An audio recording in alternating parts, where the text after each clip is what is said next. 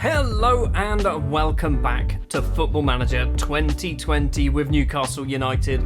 We're on the 3rd of February, we've gone all the way through January, the transfer window has opened and closed. We are going to talk about the transfers in a moment. We also played one more match before the end of before the window opened, so we'll quickly discuss that one.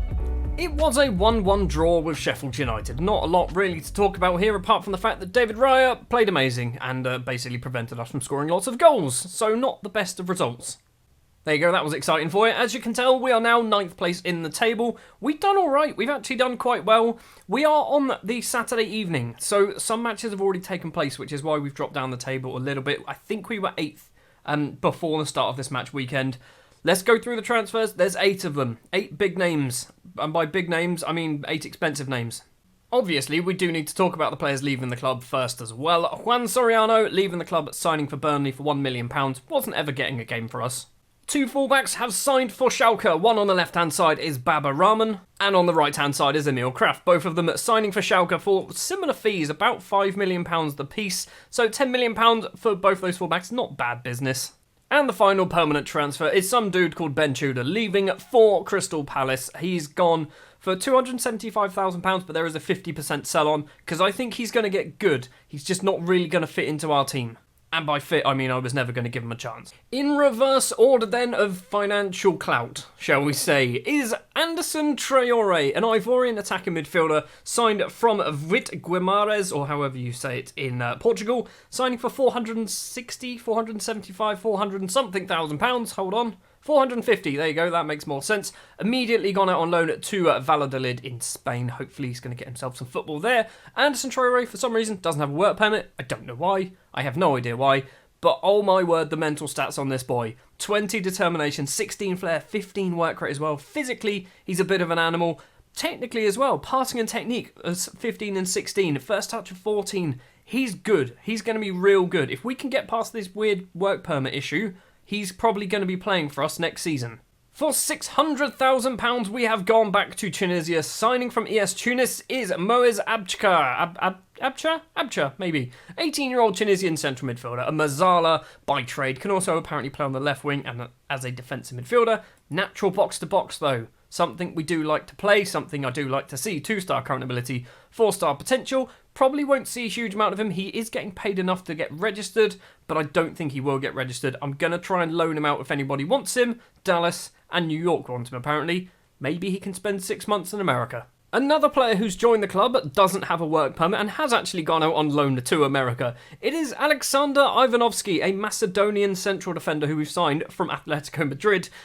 I don't understand how these things have all kind of aligned, but yep, we've done that. He's cost £825,000. Like I said, gone on loan to Portland in the USA. Decent option. He's versatile, which is good. He's probably more of a central defender, although he's got 17 passing, so maybe he's not more of a central defender. Physically, real good. Mentally, he's got some good stats. He's also got not some great stats either. Technically, also good stats and some pretty bad stats. He's kind of a bit of a gamble, but for under £1 million, these are the type of gambles I'm willing to take. The first player then to break the £1 million barrier actually breaks the £3 million barrier. It is English winger and striker Arvin Appiah, who formerly of Nottingham Forest, I believe, at the start of the game, or maybe it might be Almeria, not quite sure, but we signed him from Almeria in Spain. 3.3 or 3.2 million pounds we paid for him. He's good. 2.5-star current ability, 3.5-star potential. He's not amazing. He's a natural inverted winger on the right-hand side, which is always helpful. He's also very good as an advanced forward. He's also English. That was honestly one of the main reasons why I wanted him, because he's English, and having English players really helps because we've got a lot of foreign players and we can't register all of them.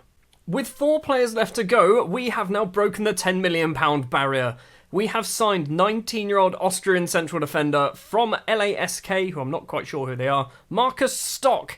Now, I've probably overpaid for him, but I think he's good. I think he's going to get real good. Only 19 years old as well. Physically, he's amazing. Mentally, he's amazing. Technically is what lets him down. Loud vehicle outside of my house, making lots of loud noises at the moment. 2.5-star current ability, 5-star potential. Already played a game for us as well in the FA Cup. I think we're probably going to be playing Marcus a lot more than he perhaps deserves. But I need to try and break him into the team because I think him and Johan Mylard are going to be 2 of our main central defenders in 2-3 years' time. Another big leap in terms of transfer value is £17.75 million for a Colombian striker called Rafael Santos Bor, who I believe starts the game at River Plate. He's got 19 caps for Colombia and 13 goals.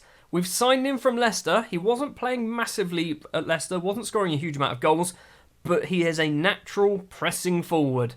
Something that we have missed. We've been obviously trying to play Gueri as that pressing forward. He's not good at it. So I thought, let's dip into the transfer market. Let's find someone who is actually a natural pressing forward. And Rafael Santos Bor was the best one available for a reasonable price. In he comes, 3-star current ability, 3-star potential. He's not going to improve. He is 28 years old. Now, I know we've overpaid for this one. I'm 100% certain we've overpaid for this one. Signing from Arsenal, 24-year-old English central midfielder. This is why we've overpaid for him, because he's English. Joe Willock, joining the club. He is a natural advanced playmaker. I'm pretty sure I loaned him for Bournemouth in my beta save, and he wasn't an advanced playmaker. He was a box-to-box midfielder, if I'm not mistaken. So that's kind of one of the reasons why I wanted him, because we play a box-to-box. He's not a box-to-box, but anyway, we'll work something out. 3-star current ability, 4-star potential, getting paid too much money, costing too much money. Do you want to take a guess? It was more than that. It was still more than that. It was £35 million. It's steep, isn't it? It's a lot of money. It's a lot of money, but he's English. And I think that's one of the things we've needed to do is buy some English players, as I mentioned as well with our Van Appiah signing. Joe Willock is another example of an English player who can actually do a job for us. Probably too expensive, but we did have £130 million to spend. So I made sure I spent it. £45 million more of it, to be precise, on another English central midfielder, this time signing from Norwich. It is Jamie Shackleton, formerly of Leeds. I believe he's at Leeds at the start of the game. Again, a natural advanced playmaker in the centre of the pitch. I didn't do this intentionally, but again, real good option. Still young as well, 24 years old, getting paid a lot of money, but that's kind of what happens nowadays in the Premier League. 3-star current ability, 4-star potential. Physically, he's a beast. Mentally, he's got some real good stats in there. Technically as well, really good stats. It means that we now have some options with our midfield. It means we can play Shackleton, we can play Willock. We've still got the two Longstaff boys. Not going to lie, Shackleton was supposed to be a replacement for Matty Longstaff, and Matty Longstaff didn't leave the club. A £45 million offer for Longstaff from West Ham came in. I accepted it because I'd be stupid not to, and then he stayed. He rejected the contract just after I actually decided to sign Shackleton. So yeah, we might be a little bit overloaded in midfield. So yeah, we've spent £136 million in this transfer window. It's a huge amount of money. We've also set up a new feeder club with Coventry, and it has meant that Marlon Vasquez and Carlos Restrepo, sure, him, this guy, they've gone out on loan to Coventry in the Championship, which is good. So hopefully those two players are going to get some football at a reasonable level. Coventry aren't the best team in the Championship, but hopefully with my two players there, they can actually help and climb up the table a little bit. Also, Alex Gibson went on loan to Oldham, and I think that was it. It looks like it. Oh, and this guy, Faisal Boujmoil. This guy, has gone to Rabat in Morocco as well. So that was the transfer business. Tell me what you think. How well did you think I did in my transfers this season, or this, particularly in January?